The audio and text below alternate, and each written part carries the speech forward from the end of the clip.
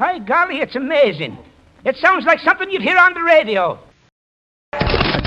Presenting the transcription feature. The Lucky Strike program starring Jack Benny with Mary Livingston, Phil Harris, Rochester Dennis Day, and yours truly, Don Wilson. It's 8:30 New York time. Time to wake up, America, and stump the expert. From Hollywood, it's time now for Johnny Dollar. Kraft presents The Great Gildersleeve. And now meet Dick Calmer as Boston Blackie.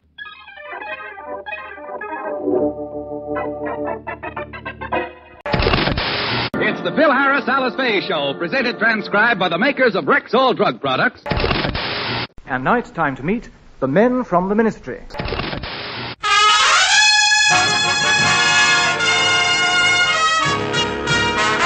The Armed Forces Radio and Television Service presents the Bob Hope Show with Les Brown and his band of renown. And yours truly, Bill Goodwin.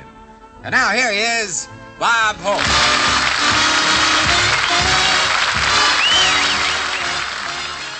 Greetings, I'm Kevin Lauderdale. We'll start off with another episode of the sci-fi anthology show X-1.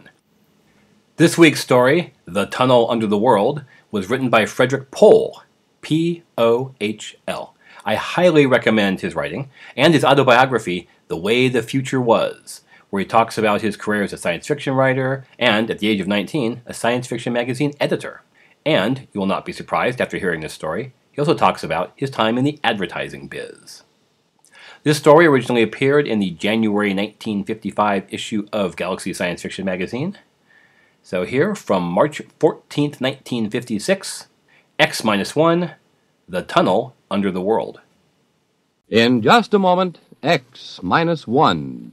But first, your home will be filled with the voices of top entertainers and fascinating experts in the homemaking field tomorrow, when Virginia Graham and Mike Wallace bring you another broadcast of NBC's Weekday. Among the special guests is Rita Gam, Hollywood star and one of Grace Kelly's prospective bridesmaids. And Rita will be joined by a singer whose unique style is well known to his many fans, Johnny Ray. Then from Britain, it's actor Trevor Howard. Meet them all tomorrow when NBC's Weekday brings you another day of fact and fun on this station. Now stay tuned for X-1 on NBC. Countdown for blast-off. X-5, 4, 3, 2, X-1, fire.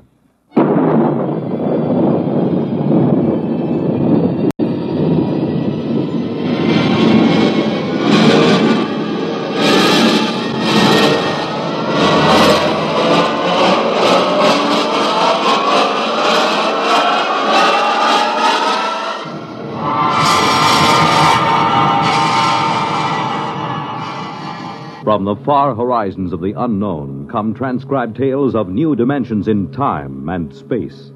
These are stories of the future, adventures in which you'll live in a million, could be years, on 1,000 maybe worlds. The National Broadcasting Company, in cooperation with Galaxy Science Fiction magazine, presents X-1.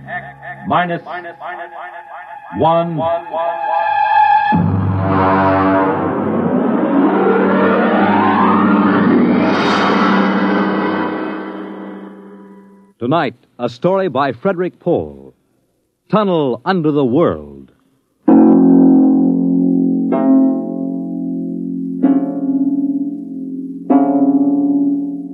On the morning of June 15th, Guy Burkhart woke up screaming. Ah! It was more real than any dream he had ever had in his life. He could still hear and feel that sharp, metal-ripping explosion, that searing wave of heat. He sat up. Mary! Where are you? Guy, what's wrong? You're trembling. Where were you? In the kitchen cooking breakfast. What is it? I don't know, a dream, I guess. An explosion. Did you say an explosion?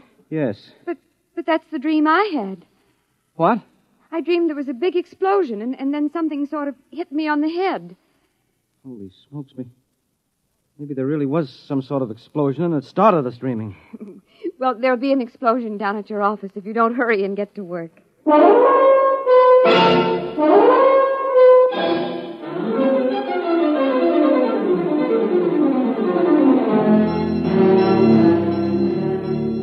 Coming in on the bus, Burkhart watched to see if there was any evidence of an explosion. There wasn't. If anything, the town looked better than ever. The only thing that seemed strange to him was the fact that none of the usual crowd was on the bus. He was a little relieved when his old pal, Henry Swanson, finally got on. Excuse me. Henry! Pardon me, sir? Henry, what's the matter with you? It's me, Guy Burkhart. Burkhart? Sorry, I don't believe we've met. What? Henry, for Pete's sake, it's me. If you'll excuse me, this is my stop. Well, I'll be... How do you like that?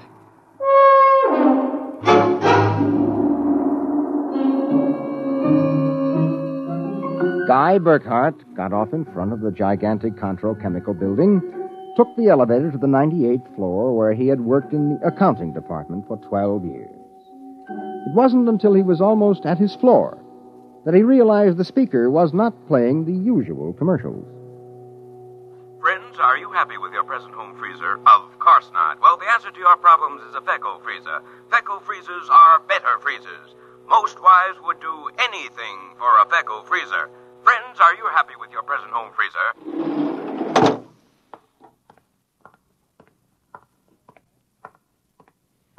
Morning, Miss Horn. Good morning, Mr. Burkhart. Well, new hairdo, I see, huh? Why, yes. Do you like it? That makes a lot of difference in your appearance. Mr. Barth in? No, sir. He had an appointment with Mr. Dorchin of the Human Research Institute. Today?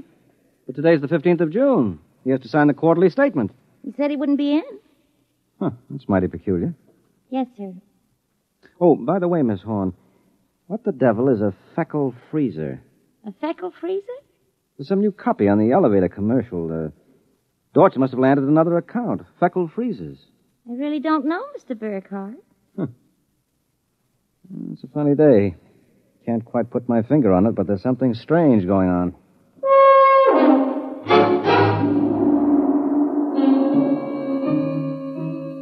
He couldn't shake the thought out of his mind. It persisted all through the day and through dinner.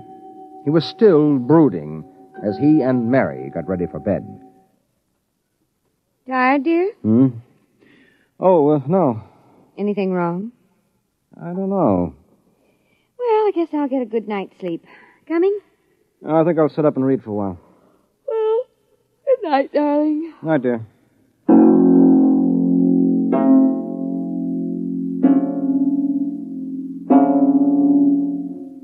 At exactly midnight, Guy Burkhart lapsed into a sudden, deep sleep. And the following morning, he woke up, screaming. Darling, what is it? What's wrong? Nothing. Bad dream, I guess. Oh, you gave me such a shock. I seem to be having a lot of nightmares lately. Really? Yes, the one I had yesterday. This was the same. A big explosion and then nothing. You had a dream yesterday? Well, of course I did. You had the same sort of dream. I?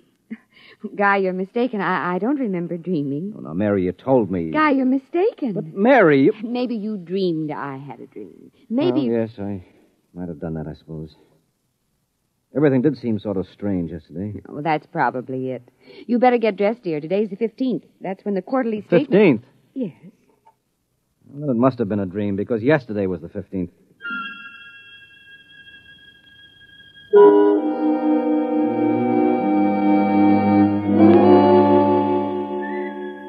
Guy Burkhart got up, dressed, ate breakfast, and took the usual bus to work.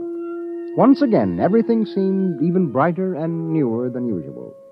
And once again, he was puzzled when he noticed none of the old crowd on the bus. Pardon me, please. Well, look, don't shove so. Oh, morning, Henry. Morning. For God's sake, don't talk to me. What is it? You being followed or something? Don't you know? I was sure you remembered. Remembered what? I can't talk. This is my stop. Will you excuse me, please? Well, Henry, for Pete's sake.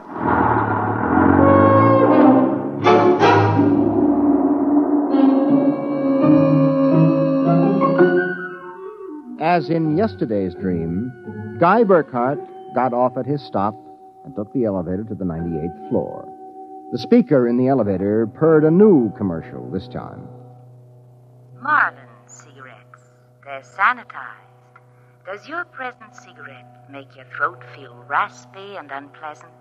Marlin cigarettes contain a miraculous new drug which actually gives you the sensation of smooth, creamy smoke. Marlin cigarettes. Marlin cigarettes. He walked down the marble corridor to his office. Good morning, Mr. Burkhart. Good morning, Miss Horn. Do you like my new hairdo? Yes. Is Mr. Barth in? No, sir. He had an appointment with Mr. Dorchin at the Research Institute. I know. You know? Well, I guessed it anyway. And today is the 15th of June, and he won't be here to sign the quarterly statement, and I'm going nuts. Let me have a cigarette, will you? Yes, sir. Try one of these. They're Marlins. I never heard of Marlins before today. What are we, a bunch of guinea pigs? Something wrong, Mr. Burkhart? Wrong? Perish the thought, Miss Horn. Perish the thought.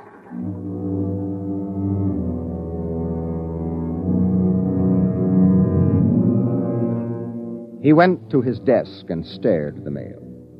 Before he opened it, he knew that the factory distributor's envelope contained an order for 12 new electronic computers.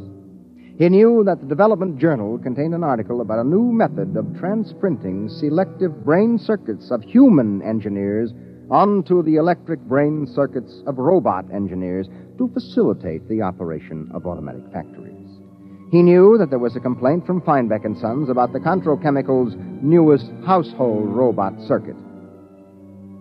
After a long while, he forced himself to open them. They were exactly as he suspected. Hello? This is Swanson, Henry Swanson. What is it? Do you remember? Remember what? Just remember. All right, now listen, Henry, let's stop playing games. Yesterday, either I was dreaming or you snubbed me on the bus. Today, the same thing happens. Oh, you do remember, thank heavens. I thought so when I saw you, but I couldn't be sure. Well, what is it you want? Listen, tomorrow morning, when I get off the bus, you get off with me. Be casual. They may be watching.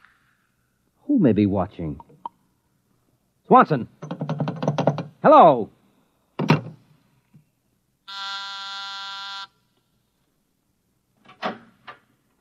You buzzed, Mr. Burkhart? Yes, I'm still out of cigarettes. Would you buy me a pack of Kelvins? Wouldn't you rather have Marlins? I smoke Kelvins.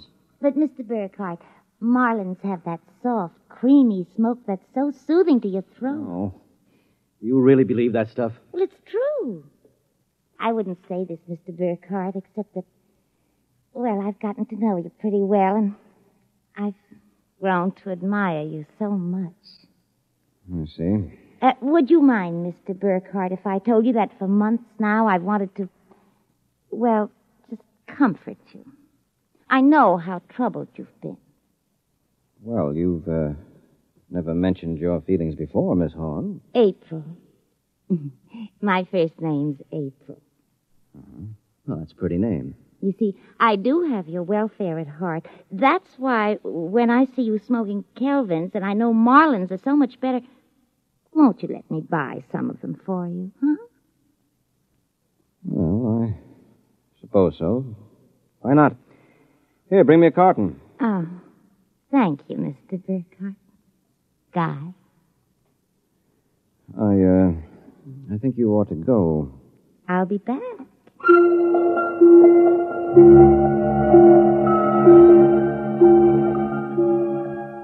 There was something wrong. Something definitely peculiar about what was happening. The call from Henry Swanson. The strange behavior of his secretary, Miss Horn. These new products, the dream. Guy Burkhart went home that night feeling like a man in a nightmare. Is that you, dear? It's me. Did you have a good day? Fair. Oh, before you sit down, will you go down in the cellar and put in a new fuse? The switch in the hall closet blew out. I shut it off. Okay. Supper will be ready in a minute, so don't start fooling around with that old boat hull you've been building. I won't.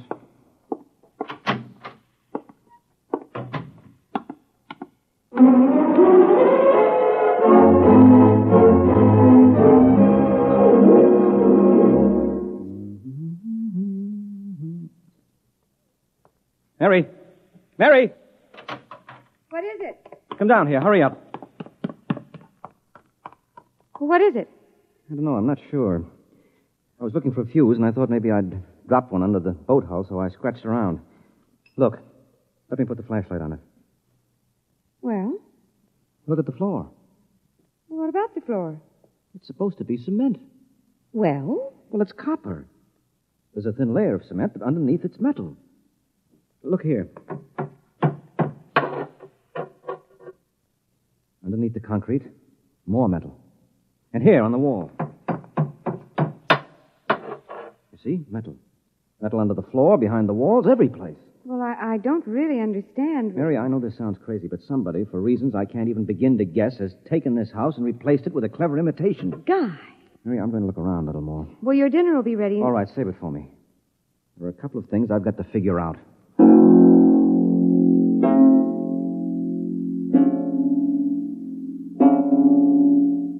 The following morning, Guy Burkhart woke up screaming. He dragged himself into the kitchen where his wife Mary was preparing breakfast and discovered it was still June 15th. Mary, where's the morning paper? Where is it? It's outside the door, I guess. Uh-huh. June 15th. You'd better hurry, dear. Today's the day Mr. Barth fills out the quarterly tax return. Oh, no, it isn't. What? He won't be there. He'll be at a meeting with that crackpot Dorchin at the Human Research Institute. Mr. Dorchin? He'll be there. And Miss Horn will have a new hairdo, and the elevator will be selling some new product, and Swanson... What about Swanson? Swanson, he said... I wonder if it's going to be the same today, or whether... Guy, what in the world are you talking about? Huh? Nothing. Never mind. Where's my coat? You haven't had any breakfast, I don't want to miss my bus. I'll see you tonight. Guy Burkhart got on his bus. There were the same unfamiliar faces, the same unusually new-looking buildings, the same unusually bright sunshine. And on the customary corner, Henry Swanson, pale and furtive, climbed aboard. Excuse me, sir. It's quite all right. Do you remember the phone call? Yes. Oh, thank heaven. Get off at the next corner and follow me. Where are you going? There's an excavation for a building about a block down. Make sure you aren't followed. I'll go first.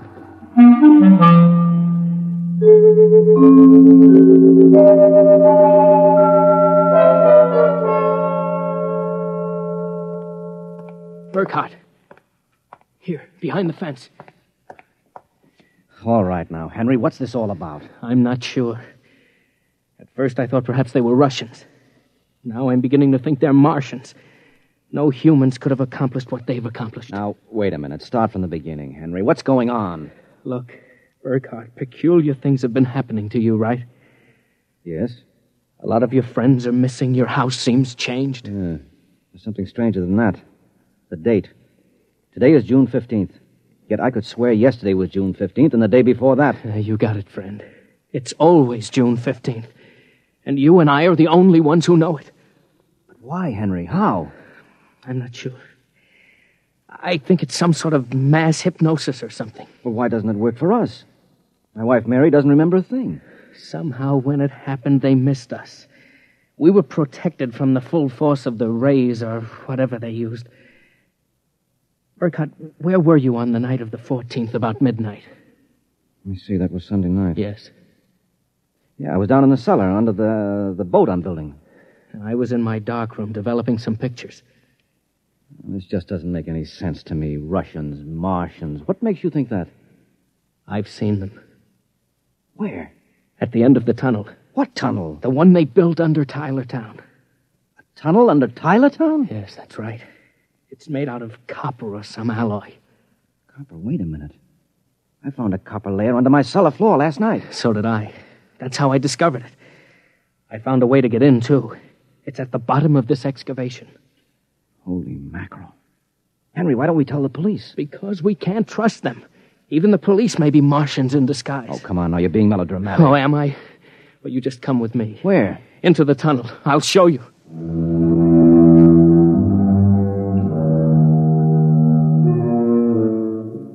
Henry Swanson led Guy Burkhart to a small hole in the side of the excavation. There he removed a cut-out piece of metallic substance, and they crawled into a dimly lighted tunnel. They walked for what seemed like 2 miles until Swanson held his finger to his lips. We've got to be quiet now. Henry, this is fantastic. They've got a tunnel right under the whole town. Oh, you haven't seen anything yet. There's a room a little farther down. We'll be able to look through a glass in the door. Is it safe? It's perfectly safe, unless one of them comes along. Oh, come on. Okay. Here. Now, Burkhart, look through this glass. Now, just so I know I'm not completely insane, tell me what you see. Good Lord. Well? A tremendous panel with dozens of telescreens. And in front of each a servo robot. They seem to be computing something. Yes, I've watched them. They're evaluating data from the screens. Have you gotten a chance to look at the data on those screens? No. I've been afraid to go in. There might be a warning circuit somewhere. Well, if we knew what those robots were working on, we could go to the authorities. I'll risk it if you will. All right, it's worth a chance. We're lost anyway. Okay. Open the door.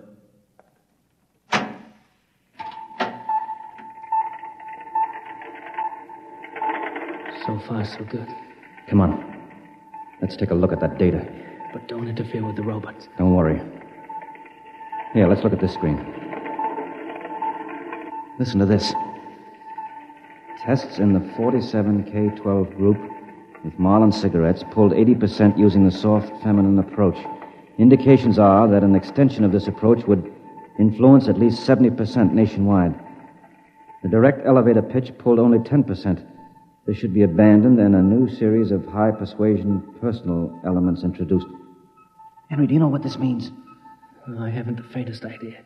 I don't blame you. This is crazy, but it fits the facts when I think about it. Do you know who's behind this? Martians? No, not Martians, Henry. Humans. What?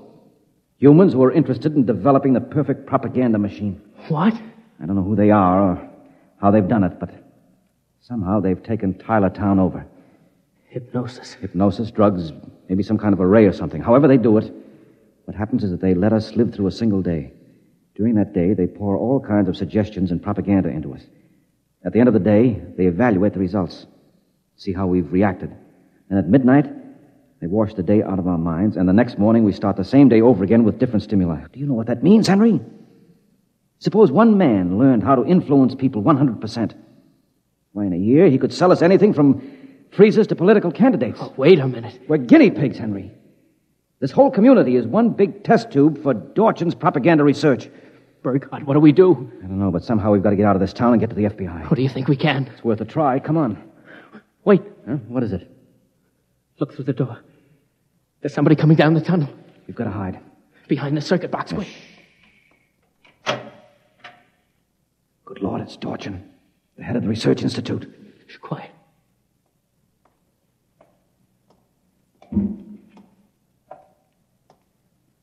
All right, Burkhart, come out. We know you're in this room. Miss Horn has informed us that you remember. I must warn you that it's useless to buck us. Come out peacefully. Let our maintenance crew adjust you properly so you don't remember from one experiment to the next. It will be quite painless. If you don't come out peacefully, we'll have to get you. Henry, take this wrench. When I give the word, jump him. But he may be armed. Well, we've got nothing to lose. Very well. I'm coming after you. Now! Burkhart, I've killed him. Now, wait. Get his coat unbuttoned. Maybe his heart is still beating. Henry! What is it? What's wrong? Look underneath his coat. Heaven help us. It's a robot. A humanoid robot designed to look like Dorchin. Come on, let's get out of here. Wait. What's that? It's a loudspeaker. I told you it was useless, gentlemen. Who are you? Mr. Dorchin, naturally. The real Mr. Dorchin. What are you trying to do to us? Merely trying to prevent you from damaging my experiment, gentlemen. You can't get away with this, Dorchin. Sooner or later, somebody, the FBI or somebody, is going to get wind of this madness. Really, Burkhardt, you're quite naive. Now, why not be reasonable and let the maintenance crews adjust you? And if I refuse, I suppose you'll kill me. That would be quite impossible. Oh?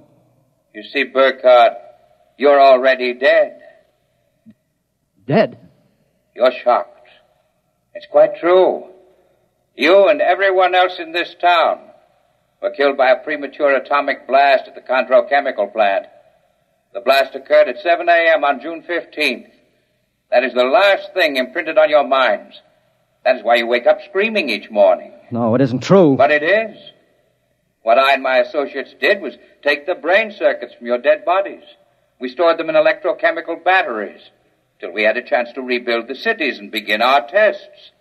Do you think I believe a fantastic tale like that? I imagine you find it incredible. Of course, we didn't rebuild everything exactly. After all, it only has to last for a single day, June 15th. At midnight, we turn off the power and wash out the memory of the day. You and your friend Swanson, unfortunately, have defective circuits. You remember. Burkhardt, it's no use. We're trapped. Give up. No, not me. What can we do? We can make a run for it down the tunnel. Come on. It's useless, Burkhardt. Keep going. It's useless. Useless.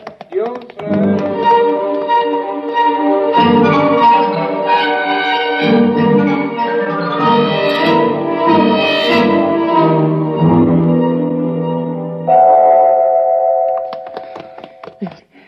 Now, this door is open. It opens. Oh, no. No, I don't believe it. Swanson, look.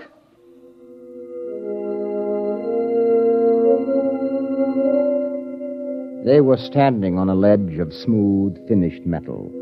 At their feet, the ledge dropped away into a chasm so deep they could not see the bottom. Beyond was only a glare so bright that their eyes could not stand to look into it.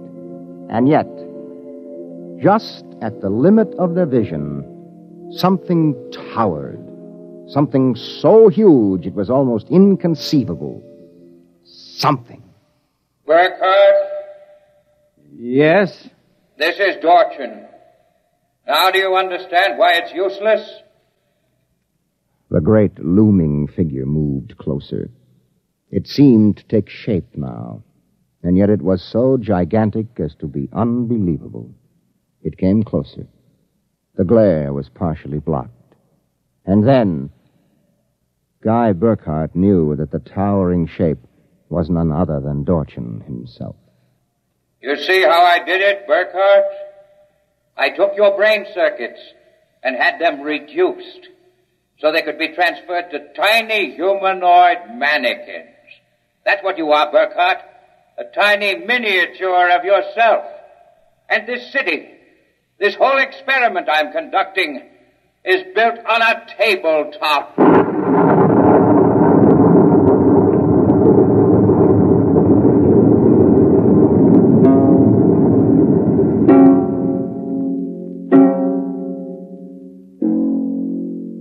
It was the morning of June 15th, and Guy Burkhardt woke up out of a dream screaming.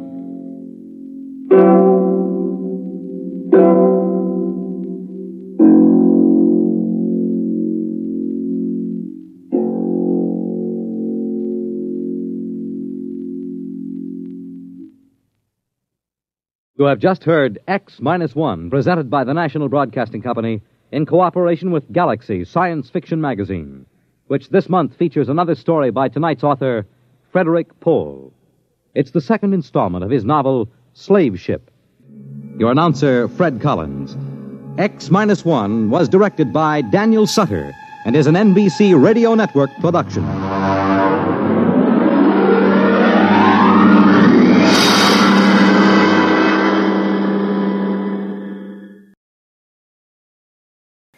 Now another episode of The Bob Hope Show. This is one of the many shows he broadcast from a military base during his career. In this case, it's the Marine Supply Depot in Barstow, California, which is about 100 miles east of Los Angeles. Cultural notes, a WAC, W-A-C, Women's Army Corps, basically the women who were in the Army. You'll remember that money was being given to Britain and Europe, this was post-war, as part of the post-war recovery Marshall Plan. Victorville is a town near the Barstow base. Margaret Truman was the daughter of President Harry Truman. Dagmar was a busty, statuesque model and occasional TV actress at the time. The sponsor here is Chesterfield Cigarettes. As always, we at the Chronic Rift remind you that it's okay to watch movies or listen to shows about cigarettes, but don't smoke yourself. From April 1st, 1952, The Bob Hope Show, guests Claudette Colbert and Joanne Greer. Chesterfields are much milder, with an extraordinarily good taste and no unpleasant aftertaste. They satisfy millions.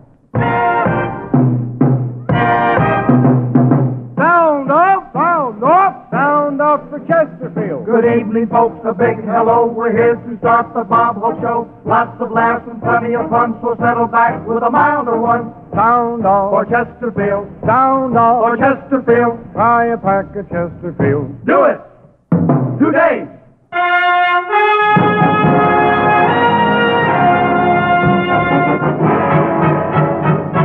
Chesterfield presents The Bob Hope Show. Direct from the United States Marine Supply Depot in Barstow, California. Transcribed with Les Brown and his band of renown. For Chesterfield's yours truly, High Averback, Joanne Greer and our special guest, Miss Claudette Colbert. And here he is, Bob Hope.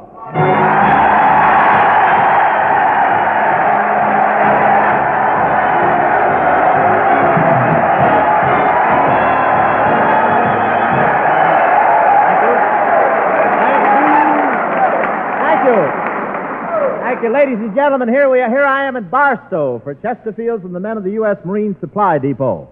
And I want you Marines to know this isn't the first time I've played a dump.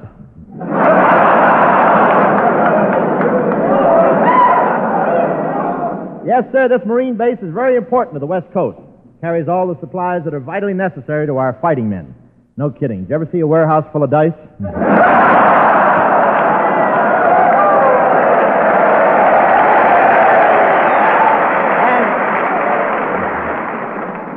It's easy to see where they keep them. It's 2 square buildings with dots on them. They told me the Marines here can do amazing things with machinery, but I didn't believe it until I found out the one guy here is building his own whack.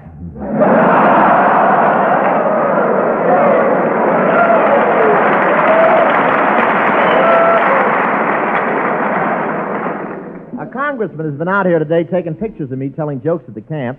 First, I was flattered, then I found out he's using the pictures as an argument to get servicemen more paid.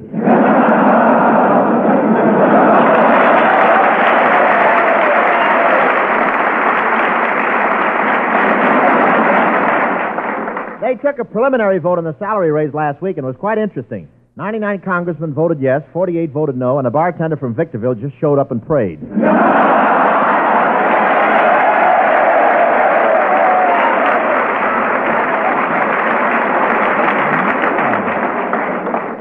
Celery tonic men, huh? But I think that President Truman has to okay the raise.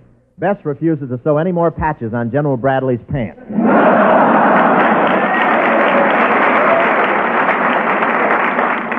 And one sergeant told me today the pay he gets now is just chicken feed. I think that's what he meant. He said it's for the birds.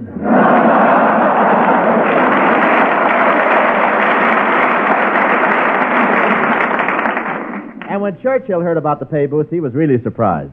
It was the first time he'd heard of Washington giving money to Americans.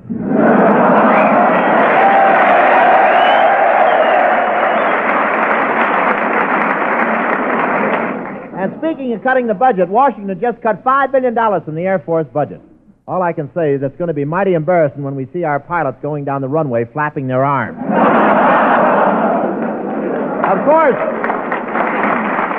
I can understand it because Washington is so busy with the elections. It's still a little too early for kissing babies, but every morning the Republican candidates get together and compare puckers. And this time the Republicans are sure they're going to win. And why not? They've got a candidate for every voter.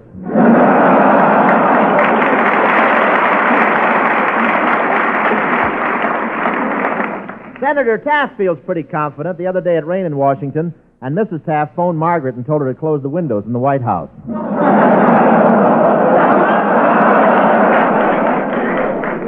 That sneaks up on you, doesn't it? And you kind of hate yourself for not moving out of the way. Eisenhower hasn't done any campaigning yet, but he no longer calls the soldiers GIs. Now he just says fellow voters.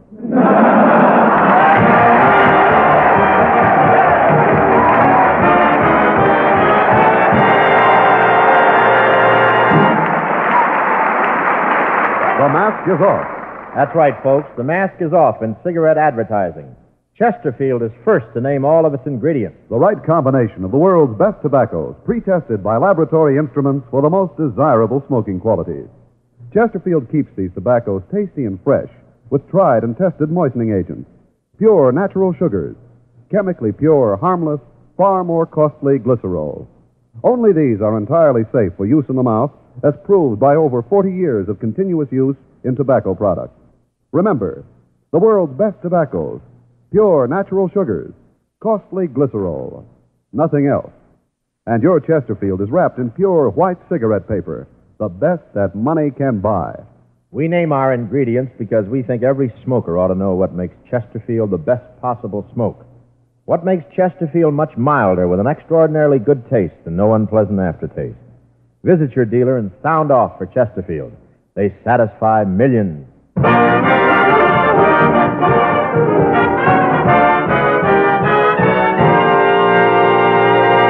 Ladies and gentlemen, many people wonder how Bob keeps up the tremendous pace that he sets for himself. Well, I have quite a bit to do with that because I'm in charge of Bob's schedule. For instance, early this morning, I walked into Bob's bedroom to read to him the list of the day's activities. And following your press conference and newsreel shot, you have 1.5 minutes to change clothes. Then you rush to the airport with motorcycle escort and take off for the Marine Supply Depot at Barstow. The orchestra and the Chesterfield players have been synchronized to arrive at the same minute. Well, Bob, does all that meet with your approval? Oh, now, Bob, wake up. Don't hit me. I've had enough, I tell you. Don't hit me. Don't hit me again. Huh? Well, Bob, what in the world were you dreaming about? Oh, I thought I was in Las Vegas playing blackjack.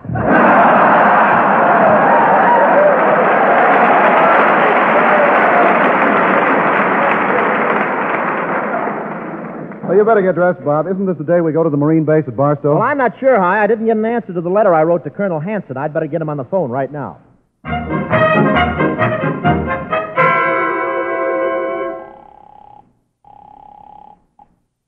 Hello? Hello, Colonel Hanson? This is Bob Hope calling. Bob Hope? That's right. What's the matter with you? You realize that it's almost 9:30 a.m.?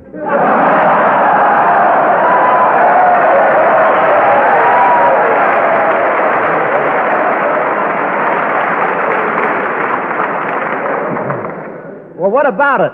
Never wake up a Marine this early in the morning. Oh, I'm sorry, Colonel. I do hope that I didn't ring loud enough to wake up the boys in the barracks.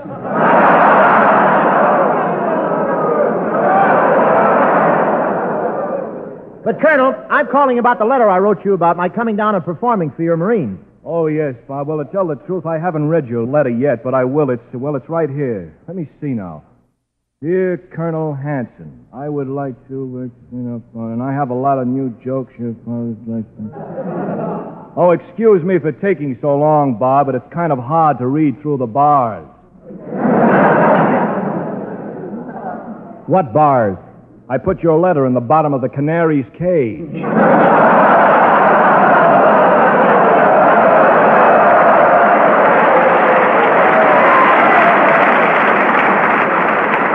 Well, tell me the size of the birdcage and I'll send you Crosby's picture.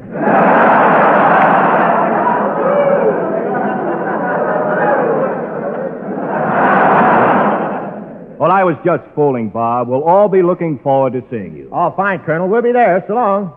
Hey, that's great, Bob. When do we start? Oh, in about an hour, Hi. I made an appointment to go to the blood bank this morning. Oh, gee, not again. Why not? Well, after all, Bob, 18 pints of blood in a month, isn't that overdoing it? Well, not at all. Hi, you can't put a limit on a wonderful cause like this. Roll up your sleeve and let's get started.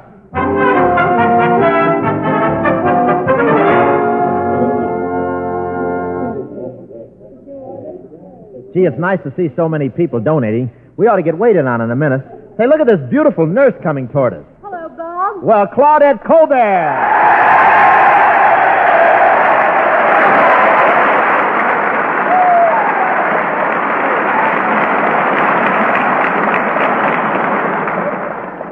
It's only a girl. Gee, Claudette, I didn't know you were a nurse down here. Well, I'm really not, Bob. I just help out when they're short-handed. But now, look, you're down here every other day. You know, it's a wonderful thing, but 18 pints of blood in a month. Oh, that's too much. It can lead to weakness and dizziness and even fainting spells. Oh, gee, I'm glad you told me that. Hi. Yes? Get me a chair. I don't feel very well. All right, Bob, let's stop kidding. We know that while you take all the bows, it's High Auerbach who's been giving the blood. Well, what makes you think so? Well, every time a Marine gets a transfusion of it, he stands up and yells, "By attack of Chesterfields, do it today."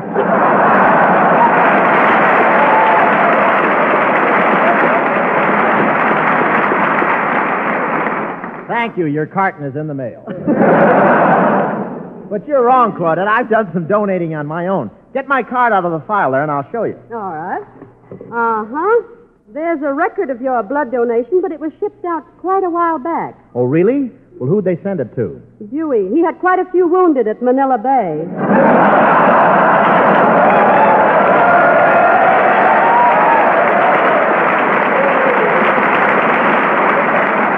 Where does it say that?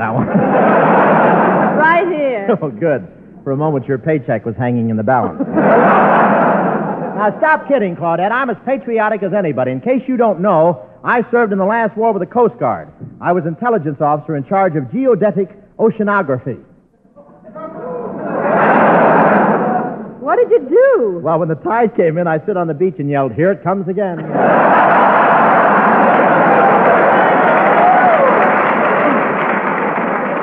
And I came out of it with their highest decoration, the Order of the Coast Patrol. It's a beautiful thing. The gold star with a cluster of wet clams. Anyway, Claudette, now that I'm here, shouldn't I... Oh, Bob, can I speak to you for a moment? Oh, sure. Excuse me, Claudette. What is it, Hyde? Well, I was just thinking, as long as we're going down to Barstow, why don't you talk to Miss Colbert and see how she feels about coming along to add to the entertainment? Oh, a swell idea. Hey, Claudette. Yes, Bob. I forgot to tell you that I'm on my way to Barstow to the U.S. Marine Base. Oh, I think that's wonderful, Bob. Oh, this is good news for everybody in the entertainment business. Really? Yes. When did you get your induction notice?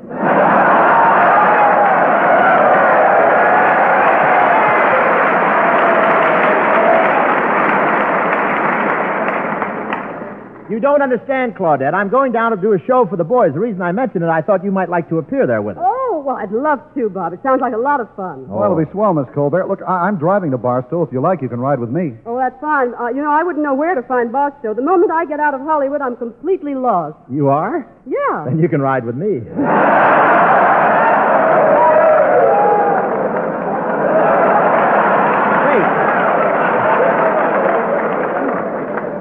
Say, how soon can you leave, Claudette? Well, right after I tell the doctor I'm leaving. Oh, doctor?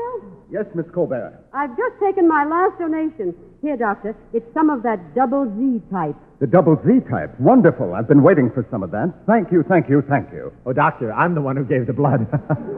Look, but I didn't know my kind was so desirable. Oh, very desirable. Of course, to be frank with you, we don't use it for the Army, Navy, or Marines. Well, then what do you do with it? I give it to my little boy. For his birthday, he got a water pistol. That does it.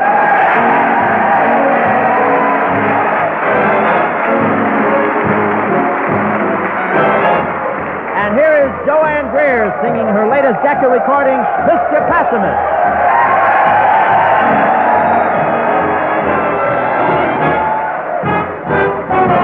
Mr. Pessimist said don't try to build a plane like a bird 'cause it won't fly. But people are dumb and so what did some fools do? He built a plane and he flew. Mr. Pessimist said no, sir. Without a horse that old wagon won't go, sir. Some guy couldn't hear, so he took a steering wheel and made an automobile. It seems that some folks are just plain stubborn. Their heads must be filled with hay. Show them something can't be done, and they go do it anyway. Mr. Pessimist, that don't work. You'll only wear yourself out, and it won't work. But Edison Love worked all day and half the night, and show the people the light.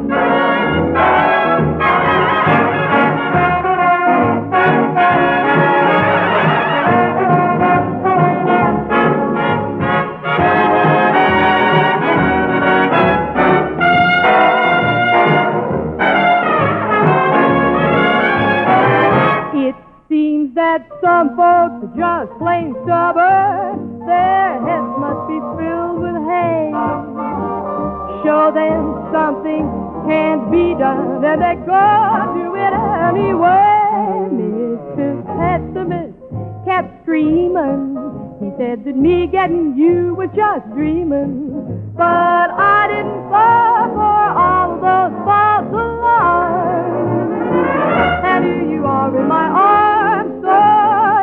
You are ever in doubt, but throw Mr. Pessimist out. Throw Mr. Pessimist out.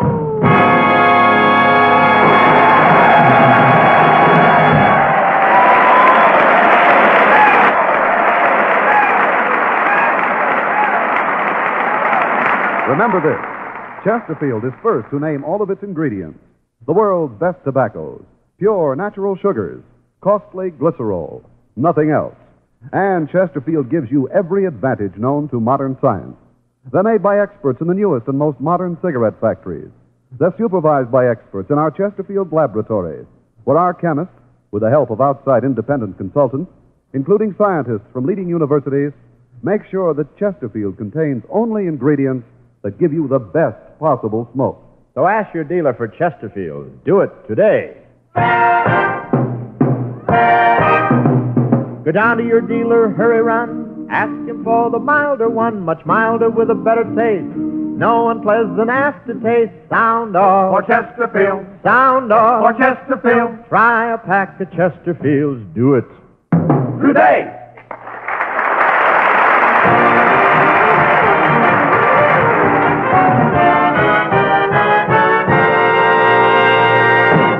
Okay, Hi. We're ready to start the play we're putting on this evening. Announce it and put some enthusiasm into it this time, will you? Read it bright, happy, and jolly. Okay. Tonight, ladies and gentlemen, the Chesterfield Entertainers present their version of that current Broadway hit, Caesar and Cleopatra, starring Bob Hope.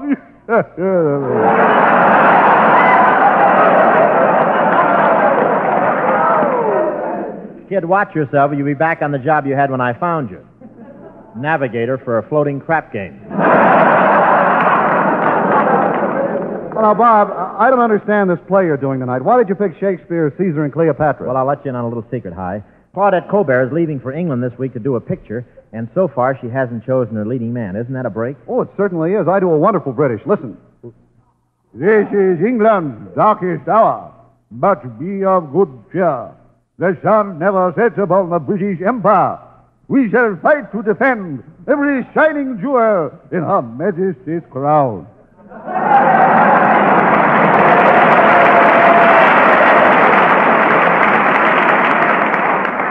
How was that, Bob? That's wonderful. It sounded like Princess Margaret talking through a wet crumpet. Now, get lost, Hi. Here comes Claudette, and I want to get things started. Here I am, Bob. Are you ready to do the play? Yes, but I want to talk to you about something else first, Claudette. I understand you're going to England to do a picture. That's right. Well, I understand you haven't chosen your leading man yet. Now, I don't want to talk about myself. But you will, won't you? Well, Claudette, this is about my career. I've known you quite a while, and I'm going to be honest with you. I don't want to be a comedian. Oh, Bob, don't stop now when you're getting so close.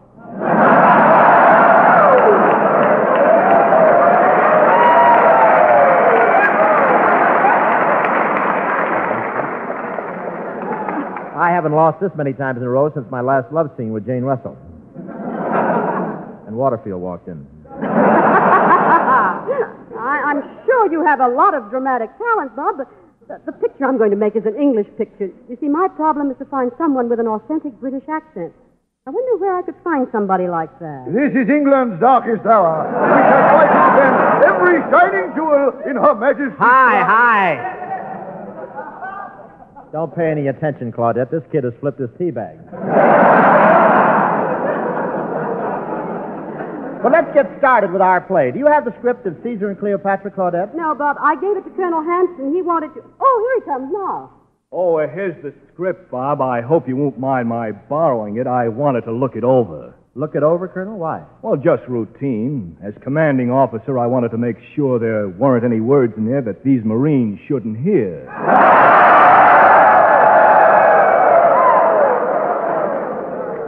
Oh, well, that's fine. I certainly wouldn't want to offend any of the sergeants present.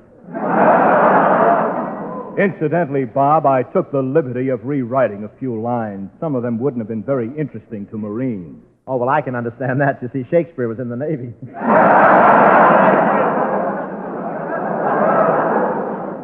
But if you change the play a little bit to make it more entertaining to the fellows, I'm all for it. Let's do it, Claudette. Les, a little music, please.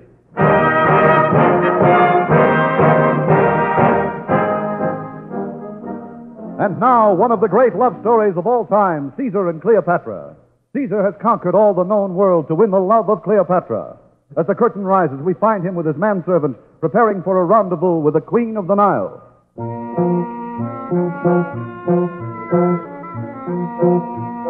Regard me, knave. Am I not the handsomest man in all Egypt? Ah, the beautiful women who have thrown themselves at my feet. What women, sire? Well, Dagmar, just to name a few. Get on with it, Aurelius. The queen awaits me. I shall make all haste, sire. I have rubbed thy head with oil of balm, thy chest with oil of lotus, thy feet and thy limbs with oil of pine. What can I do for thee now, sire? Crank me down and let me off the grease rack.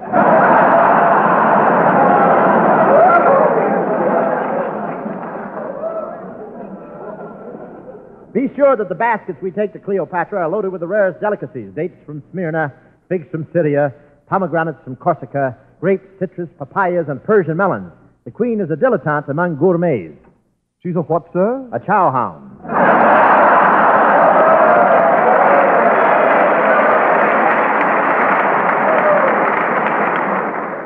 Chow hound? Where did that line come from? That's one of the lines I changed, Bob. I thought it might be more interesting to the boys. Oh, I see, Colonel. Thanks a big heap.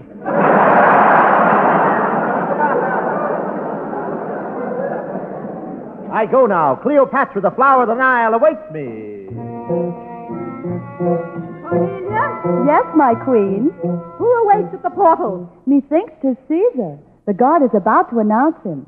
Announcing Julius Caesar, Lord of Corinth, Lord of Rome, and Lord of Macedon.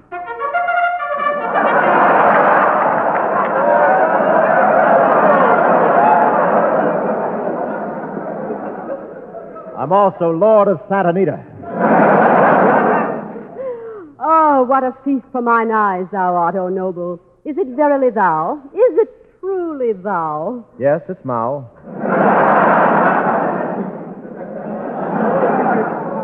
'Tis I, known to the Romans as Julius Pontifex Maximus, Tiberius, Apollonius Fluvius Octavius Praetor, and always by Chesterfield. Methinks that somehow thou dost look different tonight, Caesar. Well, I was hoping you'd notice it, Cleo. It is because of the gift thou gave me from the New World. How do they look? Oh, Caesar, thou art not supposed to wear them as earrings. Those are silex coffee pots.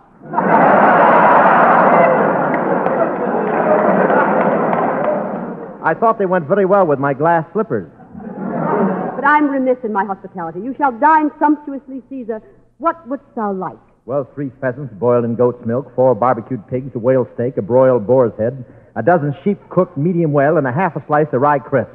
A half a slice of rye crisp? Remember, I'm on a diet. Oh, Oh, yes, thou must keep that noble figure, since thou art the greatest, the most handsome athlete of our time. Natch.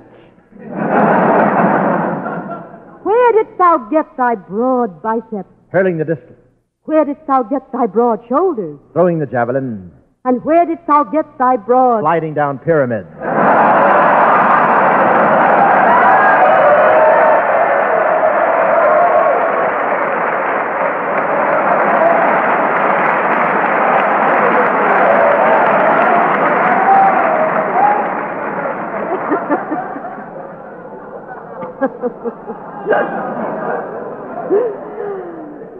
Cleo, how lovely thou art tonight. How silken thy tresses. How red thy lips. And thine eyes. Ah, thine eyes. Shine like a mess kit on inspection day.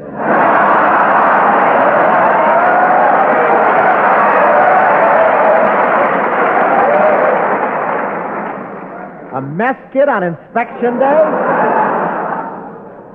That's another line I changed, Bob. Oh, I never would have known.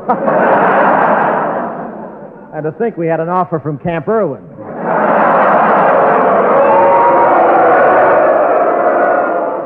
I wonder if the colonel writes over there. Caesar, come close to me, my sweet. We waste time. And minutes are like precious jewels. Behind my left ear, there is the fragrance of rose. Thy hair has the scent of heliotrope, and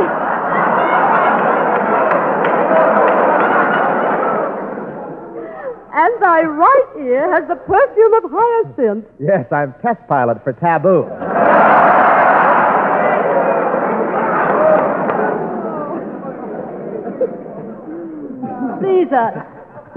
Caesar, I have revealed to my subjects that we are pledged.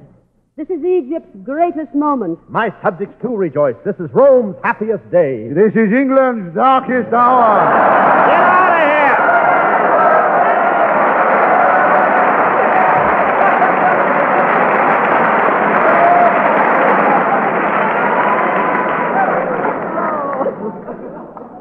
here! Embrace me, Caesar. Let me kiss thee as thou hast never been kissed before. Here.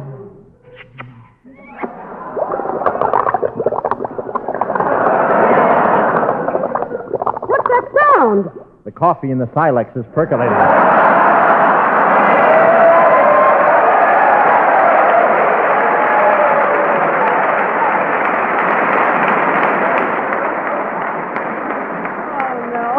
Well, that's the end. Curtain.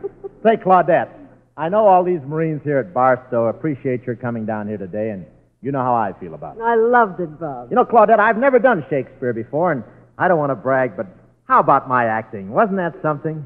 It was something, but it wasn't acting.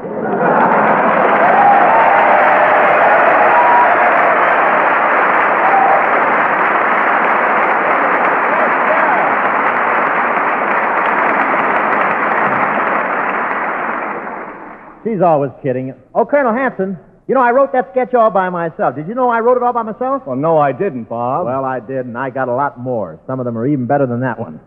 I'll tell you what I'm going to do, Colonel. Isn't this a jolly idea? I'll come down here every week and put on one of these plays that I wrote, starring me, of course. Isn't that a peachy idea? Well, Colonel, what do you think of it? This is Barstow's darkest hour.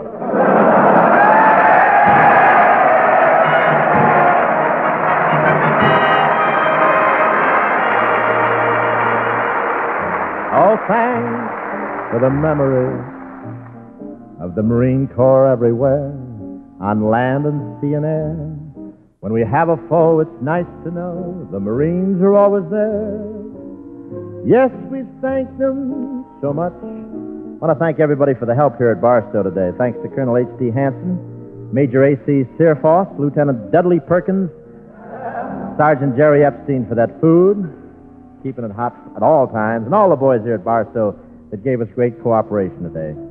Just remember, friends, Chesterfields are much milder, with an extraordinarily good taste, and from the report of a well-known research organization, Chesterfield leaves no unpleasant aftertaste. They satisfy millions.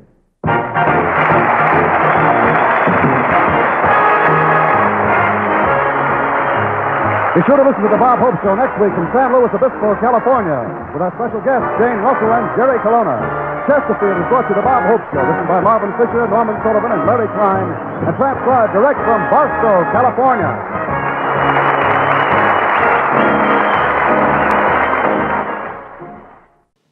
That's your old-time radio fix for this week. I hope you enjoyed yourselves. Be sure to subscribe to The Chronic Rift on iTunes or visit us frequently at chronicrift.com. Hit it!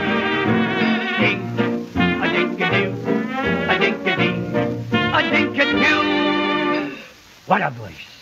What a voice! Simply means ink. A-dink-a-doo, a-dink-a-dee. Good night, folks. Signing off. Ladies and gentlemen, the late Yul Brynner. I really wanted to make a commercial when I discovered that I was that sick and my time was so limited. I wanted to make that commercial that says simply, now that I'm gone, I tell you, don't smoke. Whatever you do, just don't smoke. If I could take back that smoking, we wouldn't be talking about any cancer. I'm convinced of that.